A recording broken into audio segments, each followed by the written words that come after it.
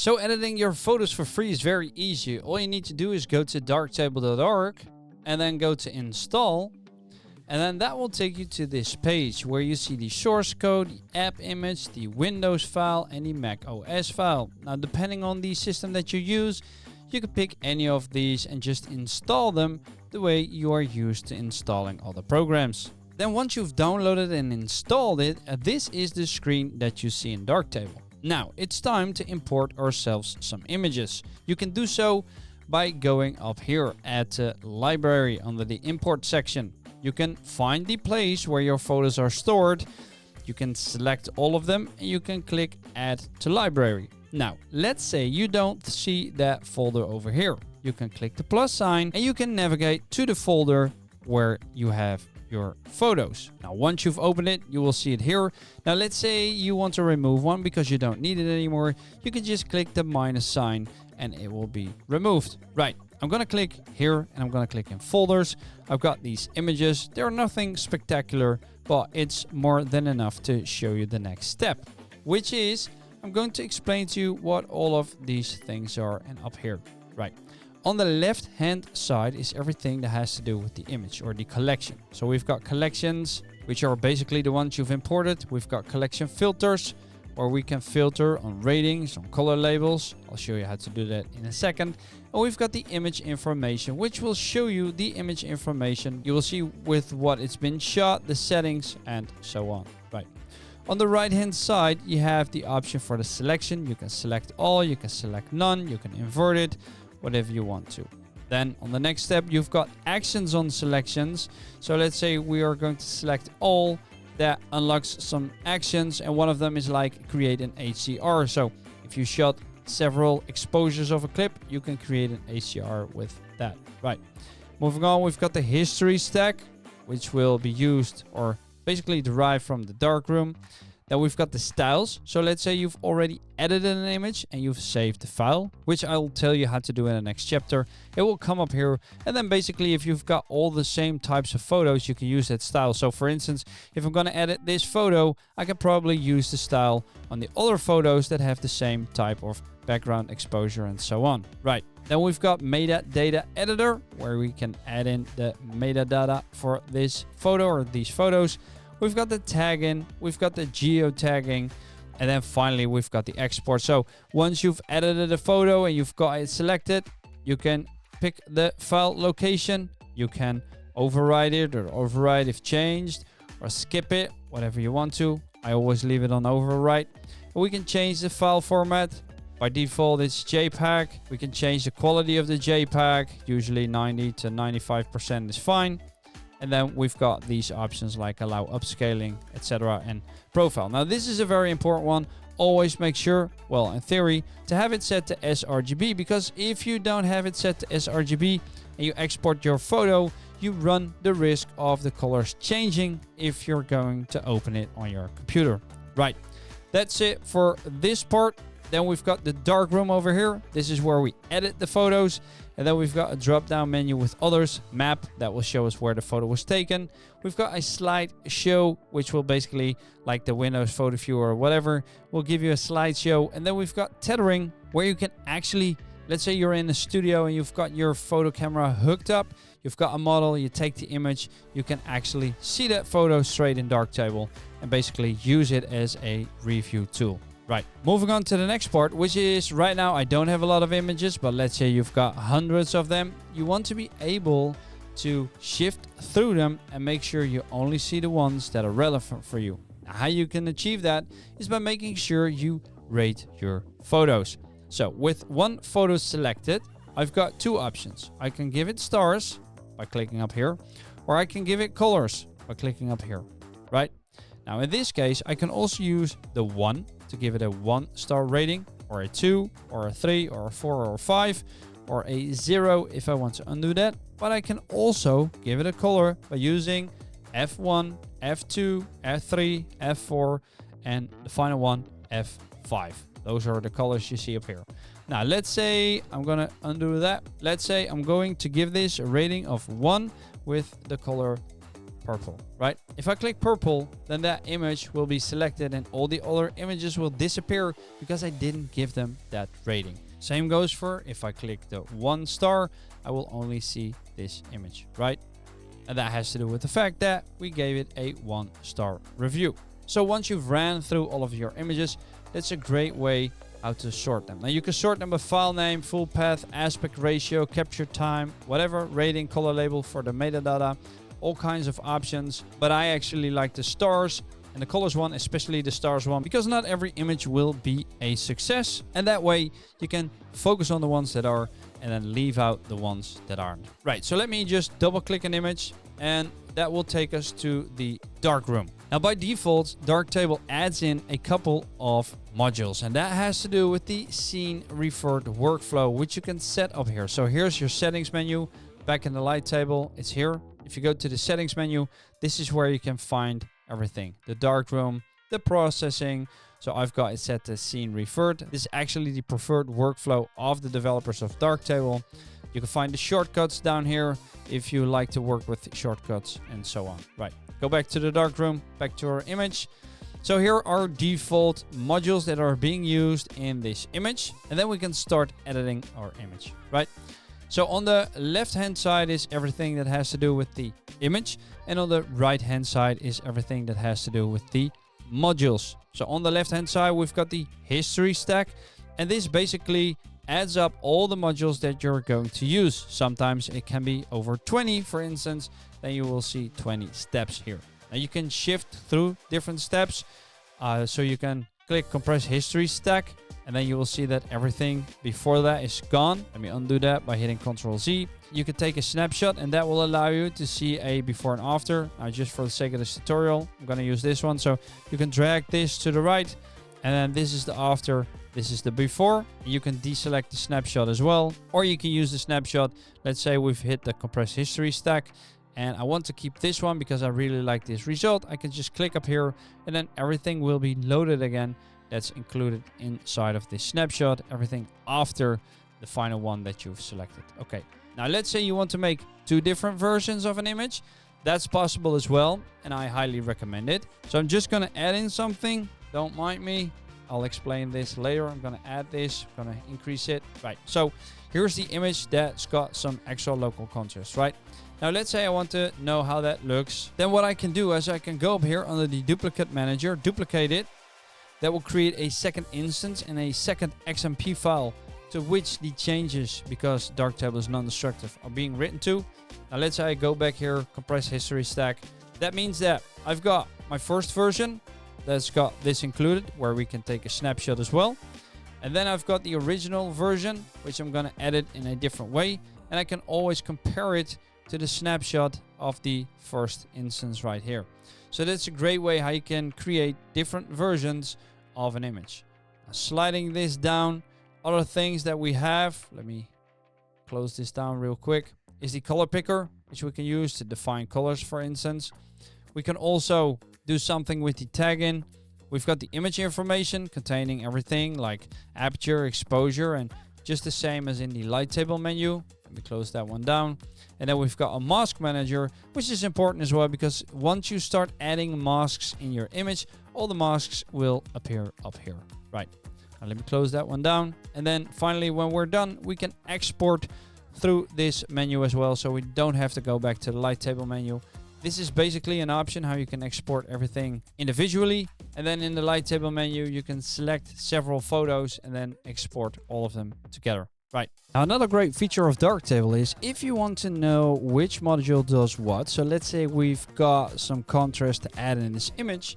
Rather than searching or going through every module, you could just use the search bar and fill in contrast. And that will show you all the modules that contains contrast. Same goes for saturation, for instance. And that saves you a lot of time. Now on my channel, you will find videos explaining the different modules. So be sure to check those out, but just know that this is a very handy tip.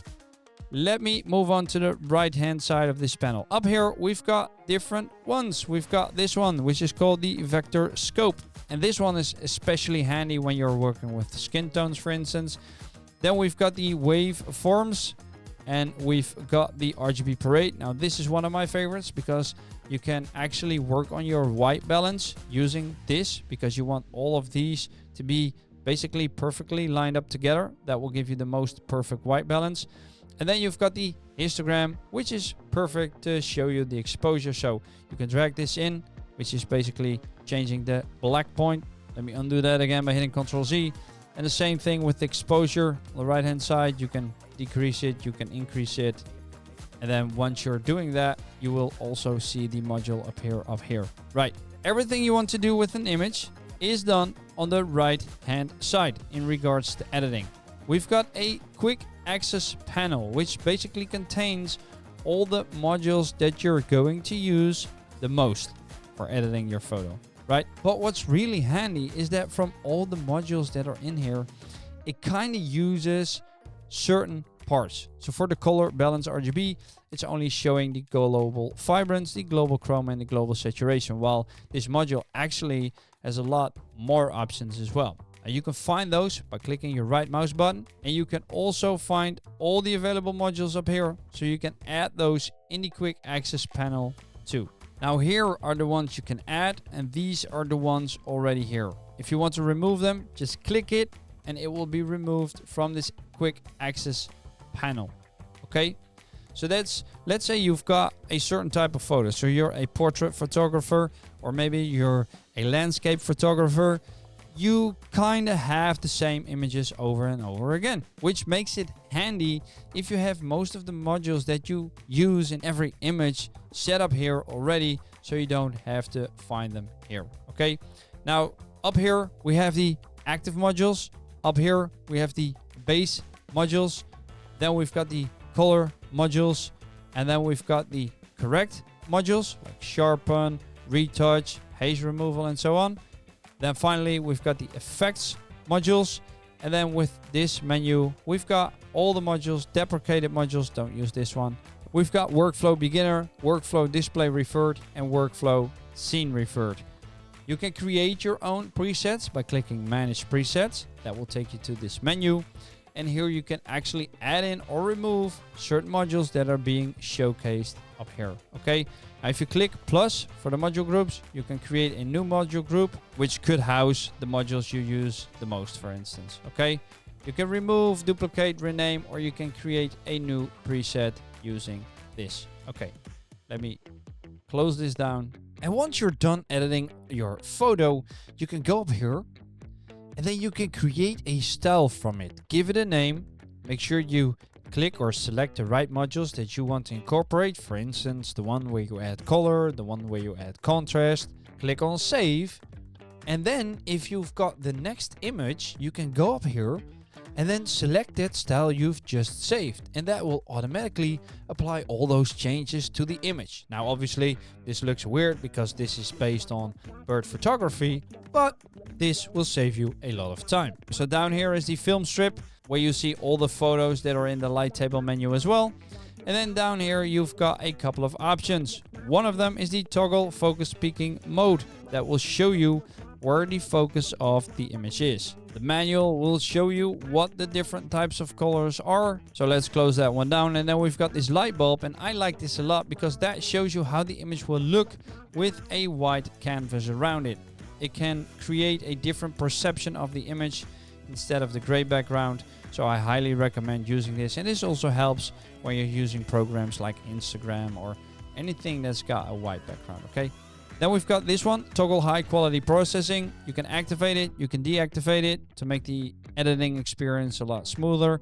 Then we've got the indication of raw overexposure and underexposure. And we've got the clipping indication. Now, with the clipping indication, because it's hard to see in this image, red means it's overexposed and blue means it's underexposed, right? And in theory, you want no red spots and you don't want any blue spots. And that will give you the perfect exposed image. Let's deactivate it. Then we've got the soft proofing that will allow you to change the display profiles as well as RGB, system display profile, and so on. I really don't use this one myself, so I'm just gonna leave that out. And then we've got the gamut checking, which I don't use as well, but I do use this, the guidelines. Now clicking this, you will probably see the rules of thirds, this one, if you click it. And you can also change the colors. So the overlay color now is gray. By default, it's yellow, I believe. Let me know in the comment section down below what your default color was, but I think it's yellow. So you can change this according to the image, what's better visible. And you can change the type here. Right now, if you want to learn everything about this, I made a different video about this, which I'll be sure to link up here. So be sure to check that one out. And now that you know the basics of Darktable, I'm gonna plug in a video where I edit a photo. Have fun watching. So I'm going to show you how to turn this into this. I'm going to take you through my thought process because that's actually been asked for, so that you understand what my thought process is with this image. So let me deselect the snapshot. We've got our first module, the Firmware RGB one, and there's a couple of things that I want to address here. First, I want to go to scene and then click the auto tune levels button. That will automatically use some values. Now I'm going to the look tab. I'm going to change the contrast to 1.1. The reason for this is because the higher you go, the worse it looks in the image. Now obviously that happens when you increase the contrast, but for me the sweet spot with this module specifically has always been 1.1, and then I'll add in contrast later using different modules. Now when I look at this image, I see we've got some dark parts over here. We've got a bright subject, or bright subjects that is, apart from the dog, but we'll work with that in a different module. But we've got this very bright spot that distracts our attention. Now I can cut it off. That's the most easy part. For the sake of this tutorial, I'm just going to keep this in. I'm going to the exposure module. And with the exposure module, we already have one added to this stack because we are using the scene referred workflow. Now, if we click this button, we get new instance or duplicate instance. In this case, I'm going to click a new instance, and I'm just going to click here to create a mask, and I just want a circle. And with that circle, I'm going to click inside here. And if you don't see the mask, just click here with this little symbol. And now you see that this part will be affected. Now let's drag down the exposure so that it is less bright. Right, moving on to the next one, which is working with the colors in the image and the contrast. Now for that, I'm going to use the color balance RGB module. And the first step to always do with this module is go to the masks tab and then click the contrast gray fulcrum, click this eyedropper, right? That will select the entire image and that will give the proper value for it. Now I'm not going to bother with the 4-ways tab in this tutorial, but I'm going to use the master tab. And why am I going to use the master tab? Because I want to add in some contrast using this slider, but I also want to work with the linear chroma grading, so the colors for instance, and I want to work with the saturation, and we can also work with the lightness if we desire to do so. Now in this case, first let's go with the linear chroma grading. Let's drop down the shadows. So I'm not going to address the entire image. I'm going to go for these specifically. So shadows, midtones, and highlights. And let's increase the midtones. And let's do the same thing for the highlights. And look at the effect, right? So now they are being desaturated and now more color is being added to them. And the same principle applies for the perceptual saturation grading. Now I'm not going to change the global saturation of the image, but I'm going to address the shadows, midtones, and highlights specifically. And then the same goes for the perceptual brilliance grading. And in this case, I'm not going to touch the highlights as well. I'm just going to work with the shadows and the midtones because I want to drop the shadows to make it more dark, right? And I want to increase the midtones to brighten it up. And once the values are to your liking, you can move on to the next module, which is the tone equalizer module. Now let's activate that. And here's where the magic is going to happen, right? So we're about here when it comes to the exposure. And in this case, I'm going to add in a mask. I'm going to use an ellipse. I'm going to place it over us and then, or basically over my girlfriend and my daughters. Now let's click this so we can actually see the mask. And now we can drag this out or inwards and make it the size that you want it to be. And I want to add something over the dog as well because the dog is very dark. But I want him to stand out as well and not have him get lost in the image. So for the dog, because it's a very weird angle, I'm just going to do it manually using the pen tool or the path tool. And I'm just going to draw around the dog like so. And then close the mask with your right mouse button. So now we've got two masks.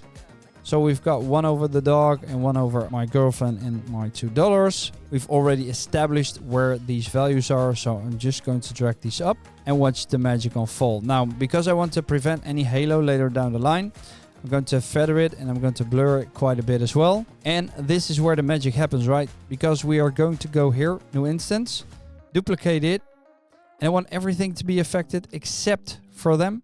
So in this case, I'm going to use the same shapes, but I'm going to invert the mask, right?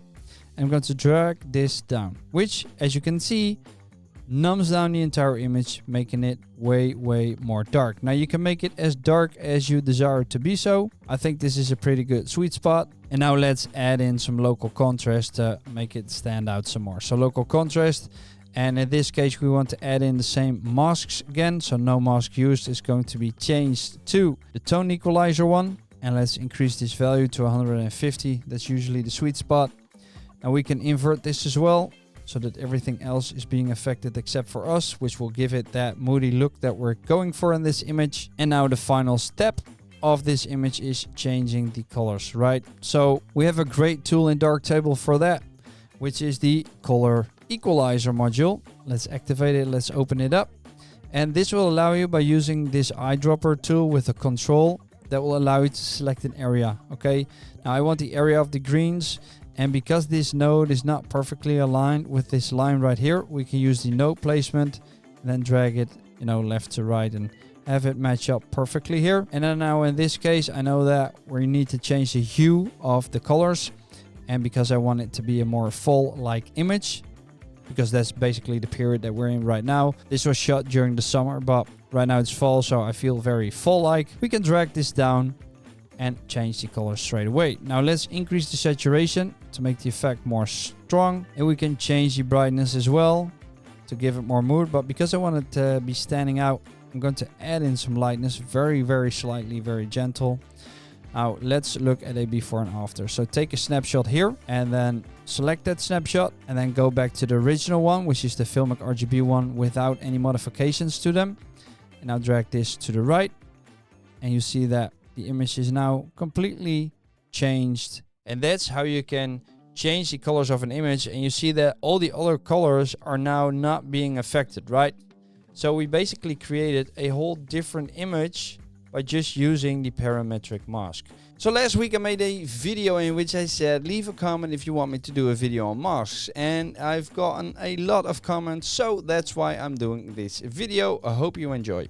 Okay, we're going to start with the exposure module because this is the most easy way to showcase the first part of this video. Now, if you open up a module, you only see this. You don't see the options for a mask. However, if you go down here, you have the option for a drawn mask, an option for the parametric mask, an option for the drawn and parametric mask. Let's start with the drawn mask, and then we've got a couple of options. Now, what's good to know is that if you want to know what's being affected in your image, you have a button for that over here. That will show you the mask. So it basically turns the mask on and off, right? Here in the drawn mask section, you can use masks that you have created before. Now, if you never used the mask before, it's going to be empty. Otherwise, you will have some options. Then down here, you have the option to invert your mask. So if you're going to make a selection inside your image and you select this, you see that now this is being affected. But if we click this button, we see that everything is being affected except this, especially if you change the mask opacity.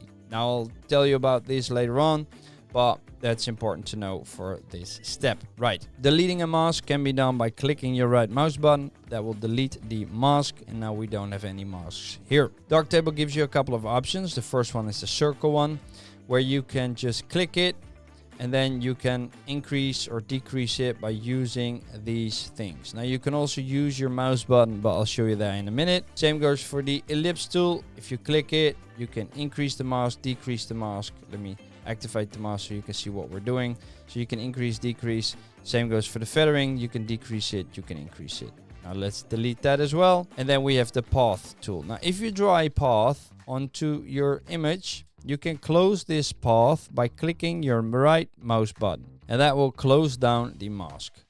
Now, if we're going to delete that, right mouse button again, and now the mask is gone. Right. Darktable has one other option, which is the gradient tool. Now, if you click it, it's a bit hard to see right now, but let's click it here. The gray point is what will be affected and the arrow won't be affected. So if we increase the exposure, you see that now the top half is being affected and the bottom half isn't. The feathering works the same thing with the mouse button. Hold shift, away from you it increases, towards you it decreases, and if you just scroll your mouse button, it's going to curve it. Let's reset the module. Let's go back to the masks again.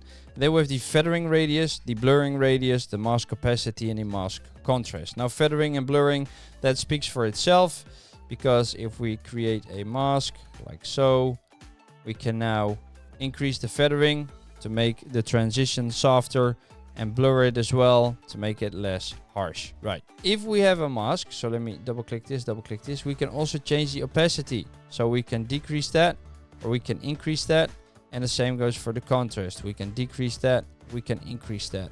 Now, what do these sliders mean? Well, the strength of the module's effect is determined by the mask's local opacity. So feathering and blurring the mask may reduce the opacity of the original mask. Now, the mask opacity slider, so this one, allows you to readjust the mask opacity to compensate.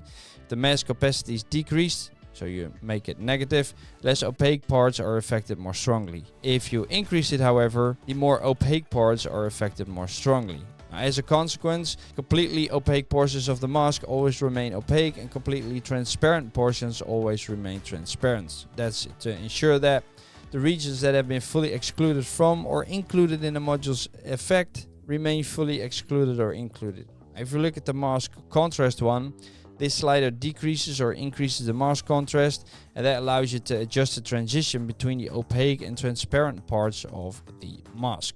So that's it for the drawn mask. Now let me open up a different module so I can show you the other masks. So I'm going to use the parametric mask here because this gives us other options. And here we have the gray value, and here we have the red channel, the green channel, the blue channel, and then we've got JZ, CC, and HC.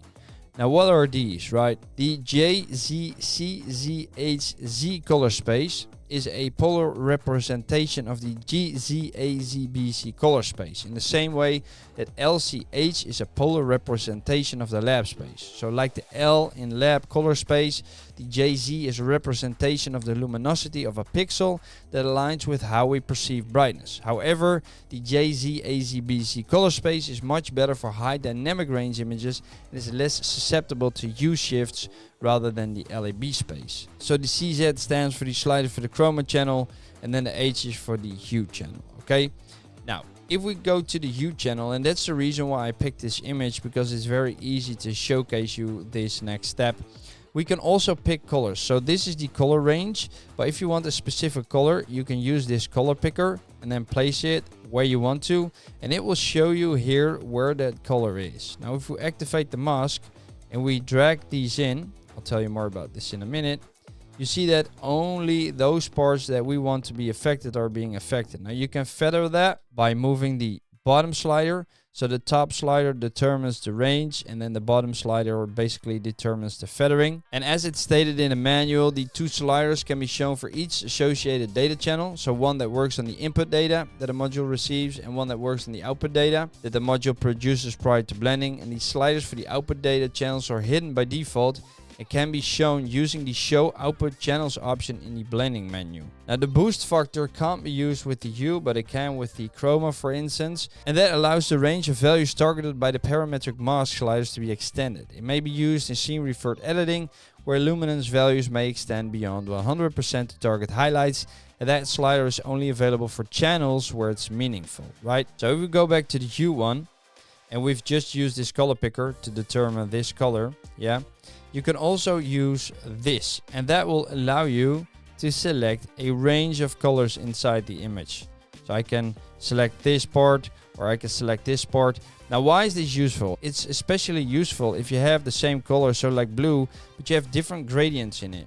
Then it will show you an area where this gradient is being active, right? And then you can move your sliders towards it to make it as narrow as possible. You see, like I said, we can now feather it as well to either increase or decrease the mask. Darktable has a couple of shortcuts as well. One of them is like C while hovering over a channel's input-output slider. So this one, to view the input-output image data for that color channel, You can hit M to see the resulting mask. So that's basically the same as using this button. And then the A you can use while hovering over the A slider to change the display to log mode. All right, so that in a nutshell is explained what the parametric mask is about, right? You can feather it, you can blur it, and I already told you what the mask opacity and the mask contrast does. Now what's fun as well is that in this specific module and other modules where you have like presets, you can find those presets here, right? But if you go down here and you just click here with your right mouse button, you can select the different ones as well. So if we click bleach bypass, it automatically activates that one. Now, why is the parametric mask useful, you might wonder? Well, let's give you an example, which is that let's select the orange again, because that's very dominant in this image. I know that the area where it is here. I'm going to bring this in so that we make sure that only the oranges are being affected. There we go. So now we have our mask selected. I need to know where that color is here in the Hue tab. So I'm going to click this color picker. I'm going to place it here. And now we see that these dots aren't aligned with the place where this orange is. So we can use the node placement for that. Here we go. And now if I drag this up, see it change to the green. If I drag it down, it's changing to pink. And that's how you can change the colors of an image. And you see that all the other colors are now not being affected, right? So we basically created a whole different image by just using the parametric mask. Now, if you want a certain area, you can use the drawn and parametric mask. It's basically the same thing, but all you're going to do is just add in a mask, which makes sure that only that area within your mask is being affected. So now we see that the eye is being affected and nothing else is being affected. And that will give you a lot of creative control. So let's say you have an image where the horizon is very crooked. All you have to do is hold the right mouse button, drag it out, release it, and then your image will automatically straight out. Now let's say you want some guidelines. You can click up here, you will see the guidelines, and then with your right mouse button you can also change the overlay colors. So right now they are yellow, but we can make them red, or we can make them gray, or whatever we like. Now we can also change the type from rules of thirds to metering or harmonious triangles, and that will give you a different perspective with this tool. Now let's say you're done with your image. You can take a snapshot by clicking take snapshot. A snapshot will be taken. Now let's say you go back up here, right? You can press the history stack, but you want to redo everything that you did. Now, rather than redoing everything, because now I can select the snapshot and I can, see a before and see an after. But rather than redoing everything, I can just click this little symbol right here, restore snapshot into current history. Then it pops back and we've got our image back again. Now, another great tool is duplicating your image. Let's say you want to make two versions, a color one and a black and white one.